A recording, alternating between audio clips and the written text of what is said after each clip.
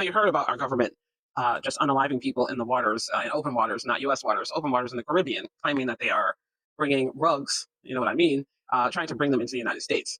So um, I've been questioning the legality of these things. I'm sure you have been questioning the legality of these things. And human rights groups have been yelling and screaming that this is just not right. You can't do this. So military personnel has started to seek legal advice on whether Trump ordered missions are lawful.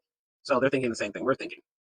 So I'll put this article on the screen from PBS News, and I'd like to read a little bit of what they're saying. So they're calling the Orders Project, and basically, let's see, trying to find where they describe what it is. It's basically an organization that was started 5 years ago for military personnel to seek legal advice outside of the military. So if they had questions about anything that they were asked to do, if it was legal or not, they could contact this organization of former military officers and legal counsel to find out if it was okay to actually follow these orders, if they were lawful or not. So basically, officers have been contacting them to find out if they're going to get into trouble for doing these things. So let's just read a little bit from this article.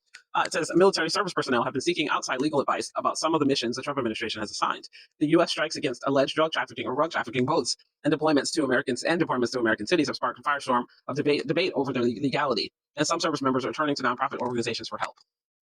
And this is terrible. They're putting these people in horrible positions, and now they're afraid for their own, freedom. In grainy footage, as you know, in the Caribbean Sea and Pacific Ocean, 20 times since September, the Pentagon has shown the same thing, a flash of light and a boat allegedly carrying rugs into the United States incinerated by the U.S. military strikes. Um, he's claiming, they're killing people in America, taking out people in America with these rugs. Um, so, so calls to organizations like the Orders Project, which provides legal advice for military personnel, are on the rise from staff officers involved in planning these boat strikes, as calls to a separate hotline for National Guard personnel concerned about domestic deployments to American cities, and even calls expressing concerns of complicity and possible genocide in where by virtue of U.S. weapons being sent to that place, blue and white country, signaling heightened concern from within the United States government that the U.S. military is exposing those who serve to legal harm. Um, so let's see.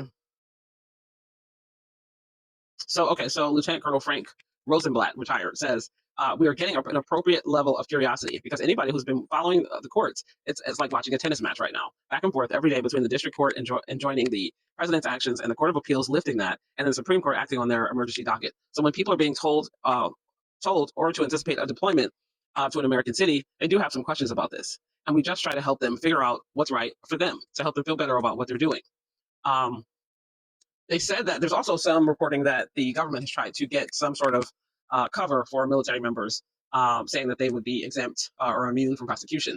I'm not sure that that's going to work because you can't just blanketly declare that if someone is doing something illegal that they can just be protected by a statement from the president or some sort of executive order. So the military is also military members and officers are also concerned, just as we are, that a lot of these things, these actions that our government are taking, are illegal, and they are worried about their own freedom and their own safety from prosecution.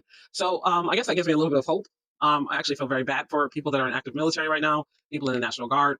They did not sign up to police and intimidate American citizens. They also didn't sign up for extrajudicial unalivings of people outside of the law. So let's just keep them in our thoughts and hope that someone can stop these people from these extrajudicial unalivings and all the things that are going on that are illegal in our country. Tell me what you think about it in the comments. If you've served in the military before, or active duty, or a retired, or a veteran, how do you feel about what's going on? Let me know in the comments. Thanks for watching.